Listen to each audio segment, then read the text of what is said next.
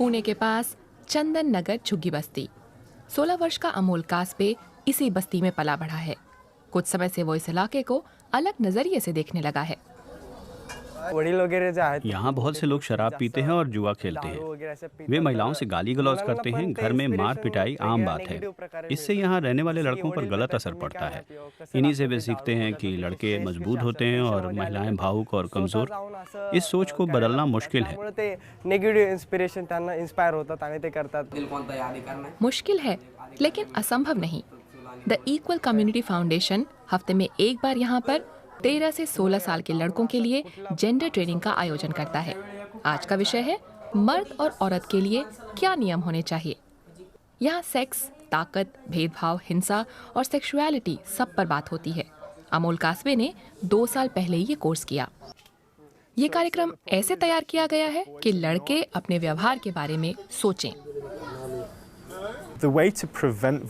हिंसा को रोकने के लिए नजरिया बदलना पड़ता है और नजरिया तभी बदलता है जब हम लोगों को ये एहसास करा सकें कि उन्होंने जो किया वह सही है या गलत।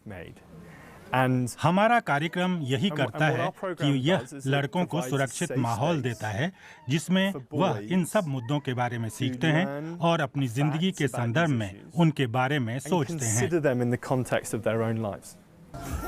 चंदन नगर में लोगों की जिंदगी ज्यादातर घर के बाहर गुजरती है। महिलाएं यहाँ अक्सर सड़क पर ही काम करती हैं।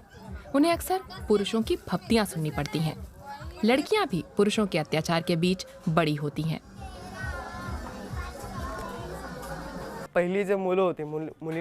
कभी कभी लड़के गुट बनाकर घूमते हैं और लड़कियों को छेड़ते हैं, परेशान करते हैं।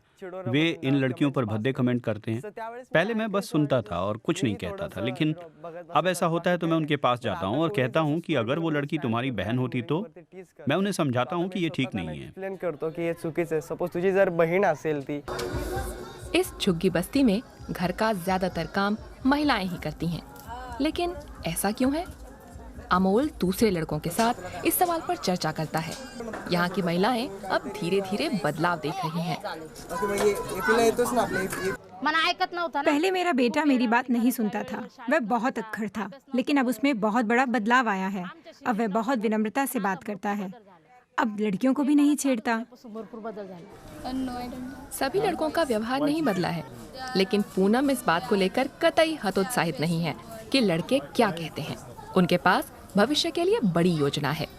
वह अकेली कुछ नहीं कर सकती, वह ऐसा कहते हैं। वह इतनी काबिल नहीं है, लेकिन मैं उन्हें अनदेखा करती हूँ। मैं सिर्फ पढ़ाई पर ध्यान दे रही हूँ। मैं कॉलेज जाती हूँ, मैं सिविल इंजीनियरिंग कर रही हूँ। जब इंजीनियर बन जाऊंगी तब मैं आसपास सुधार करूंगी। और लड़के अपने घरों में महिला सशक्तिकरण के विचार ला रहे हैं। अमोल की माँ कहती हैं कि वो बहुत बदल गया है। अमोल आपसी सम्मान की जरूरत पर बहुत बात करता है और इससे घर का माहौल बदल गया है। मैंने देखा है कि कुछ लड़कियां पुरुषों के सामने बहुत दब कर रहती हैं। वे घर में वैसा ही करती हैं, वैसे ही कपड़े पहनती हैं जैसा पुरुष चाहते हैं। इन लड़कियों को लगता है कि वे हालात नहीं बदल सकती। मैं इस मानसिकता को बदलना चाहता हूं ताकि उन्हें अधिकारों के बारे में पता चले।